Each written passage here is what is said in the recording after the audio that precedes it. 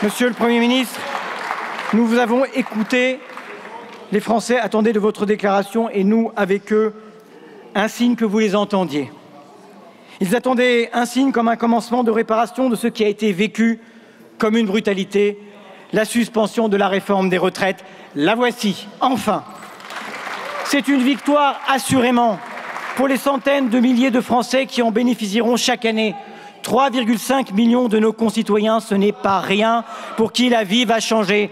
À ceux qui veulent tout ou rien et qui souvent n'offrent rien, j'invite à le considérer en ces termes. C'est la reconnaissance du combat mené par les organisations syndicales que je veux remercier ici. C'est une fissure dans le dogme macroniste.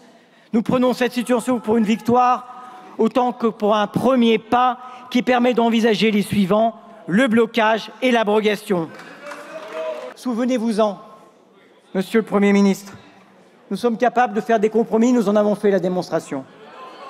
Nous sommes capables de renforcer un gouvernement, nous l'avons fait par 2 fois. Nous n'avons qu'une boussole, l'intérêt du pays, l'intérêt des Français. Je mesure et il nous en coûte. Nous faisons un pari risqué dont seul l'avenir nous dira ce qu'il est. Chacun et chacun d'entre nous ici, héritier de Gambetta ou de Jaurès, de Mandel ou de Mendès France, de Simone Veil ou de Gisèle Halimi, du général de Gaulle ou de François Mitterrand, représentant de la belle et grande nation française, doit à cette heure se poser cette question simple, cette question exigeante. En sommes-nous capables?